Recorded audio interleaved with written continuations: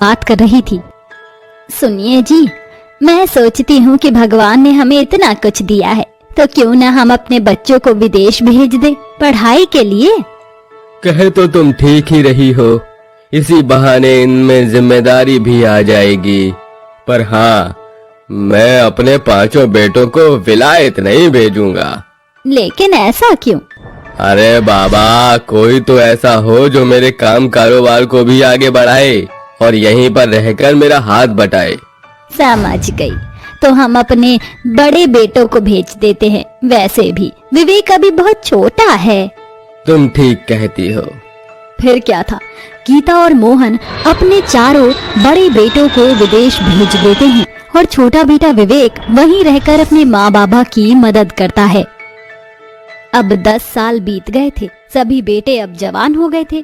माँ गीता और बाप मोहन भी अब अधेड़ उम्र के हो गए थे।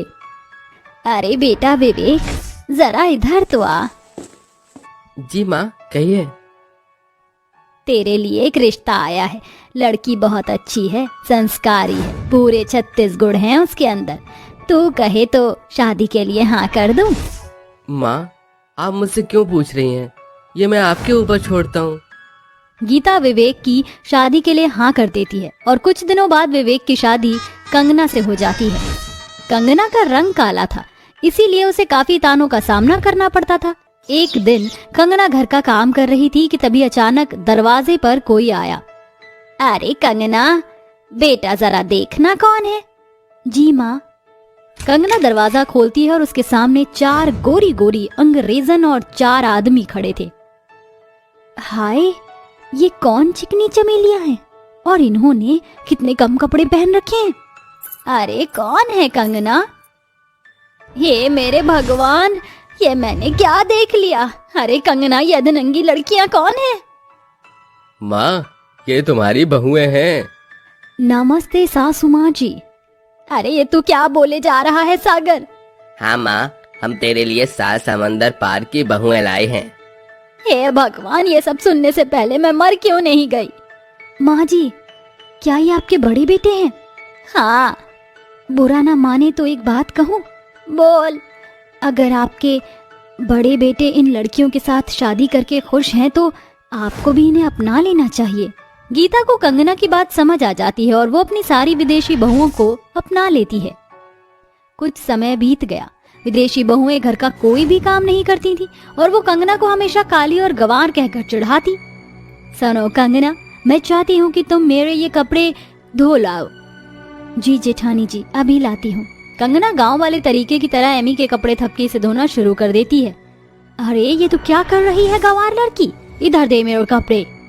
लेकिन जेठानी जी, अरे मैं तो कहती हूँ कि तो इस थपकी से अपना मुंह साफ कर ले, हो सकता है निखर जाए। एमी की बात कंगना को बुरी लगती है, लेकिन वो उसे नजरअंदाज कर देती है। तो वहीं चारों अंग्रेजन बहुएं कंगना की बेइज्जती करने के लिए एक प्लान बना रही थी।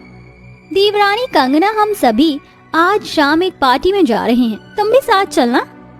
जी मैं नहीं, आप ही जाइए, मैं यही सही हूँ। ओह, अब मान भी जाओ, कभी कभी सारी बहुओं को भी साथ में समय बिताना चाहिए। कंगना मान जाती है।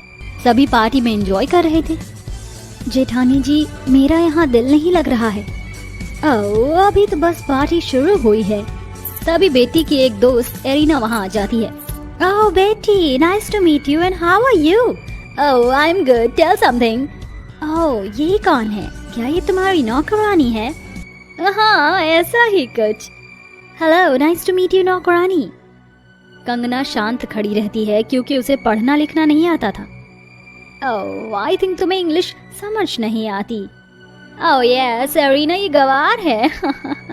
कंगना को ये सब सुन बहुत बुरा लगता है और वो वापस आकर अपने पति विवेक को सारी बात बता देती है। अब आप ही बताइए कि अगर मेरा रंग काला या फिर मैं पढ़ी लिखी नहीं हूँ तो क्या इसमें मेरी खता है? पता है वहाँ पार्टी में, पार्टी नहीं पार्टी। हाँ वही, वहाँ सबके सब मेरा मजाक बना रहे थे। मैं आपसे पूछती हूँ, क्या गांव से होना कोई गलत बात है? बिल्कुल नहीं कंगना, ये सब नासमझ लोगों की बातें हैं, तुम इन्हें दिल पर मत लो। और हाँ, अब रोना नहीं। ठीक है, नहीं रोऊंगी। हाँ, तो मैं ये सोच रहा था कि क्यों ना तुम भी पढ़ाई शुरू कर दो। अब इस उम्र में? तो क्या परेशानी है? और वैसे भी पढ़ाई की कोई उम्र थोड़े ना होती है। तो बोलो, क्या कहती हो तुम? वो सब तो ठीक है, पर स्कूल जाने के लिए मेरे पास समय कहाँ है? उसकी फिक्र तुम मत करो, मैं तुम्हारी घर बैठे पढ़ाई शुरू करवा सकता हूँ। सच? हाँ बिल्कुल। विवेक कंगना की ऑनलाइन क्लासेस के जरिए पढ़ाई करानी शुरू कर देता है। घर में किसी को भी इस बात की खबर नहीं थी। कंगना सारा दिन खूब मेहनत से काम करके रात को पढ़ने बैठती और रात के खाली समय में विवेक भी उसे पढ़ाता। अब काफी समय बीत गया था। विदेशी बहुएं ऐसी की ऐसी ही थी। वो अपना सारा काम कंगना से करवाती और खुद निठल्ली पड़ी रहती। सुनो कंगना, आज रात ना मेरी फ्रेंड के यहाँ पर एंगेजमेंट की पार्टी है, उसने तुम्हें भी इनवाइट किया है, तो तैयार हो जाना। जी भाभी जी। सभी तैयार होकर पार्टी में चले जाते हैं। जरा आज तो इस कंगना का चेहरा देखो, कुछ अलग सी ही चमक है चेहरे पर। और ये यहाँ आने को कितनी आसानी से तैयार हो गई। लगता है पिछली वाली इंसल्ट भूल गई है। भूल गई तो अब याद दिला दें। Oh arena, of course. सभी कंगना के पास जाती हैं। हेलो नौकरानी, how are you? Hello, I am fine and I would like to tell you that I'm not a servant. Are you understood? सभी कंगना को इंग्लिश में बात करते देख हैरान हो जाते हैं। Oh, I think I should go.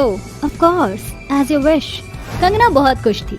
उसने इंग्लिश में बात करके सारी अंग्रेजनों के मुंह पर एक करारा थप्पड़ मारा था। इस कंगना का सारा एटीट्यूड तो अब मैं निकालती हूँ। पॉली कंगना पर ड्रिंक फेंकने के लिए टेबल तक जाती है, लेकिन उसकी ड्रेस वहीं टेबल में फंसकर फट जाती है। अरे पॉली भाभी, ये क्या हो गया? आप घबराइए मत, मैं सब कुछ ठीक कर दूंगी, पर आप मेरे साथ चलिए। कंगना पॉली को बाथरूम में ले आती है। आप घबराइए नहीं, मैं हमेशा अपने साथ सुई और धागा रखती हूँ, ऐसे इमरजेंसी में बहुत काम आता है ये। लाइए, मैं आपकी ड्रेस सिल देती हूँ। कंगना पॉली की ड्रेस को सुई और धागे की मदद से सिल देती है। हो गया, अब आप आराम से पार्टी एंजॉय कीजिए। मुझे माफ करना Kangana, I am so sorry. मैंने हमेशा ही तुम्हें बुरा भला कहा। I am sorry. कोई बात नहीं भाभी जी, मैंने कभी आपकी बातें दिल से नहीं लगाई। आप माफी मत मांगिए। बाकी तीनों जेठानियां भी बाथरूम के बाहर खड़ी होकर सारी बातें सुन रही थी। हमें भी माफ कर देना कंगना, हम सभी कितने बुरे हैं ना। रंग तो तुम्हारा काला है और दिल हमारा। मैं भी अपने किए पर बहुत शर्मिंदा हूँ। कोई बात नहीं, चलिए हम सभी साथ में पार्टी को एंजॉय करते हैं। इस तरह सारी बहुएं एक हो जाती हैं। अब विदेशी बहुएं भी सुधर गईं और वो कंगना के साथ मिलकर घर के सभी काम भी कराती और सभी एक साथ खुशी खुशी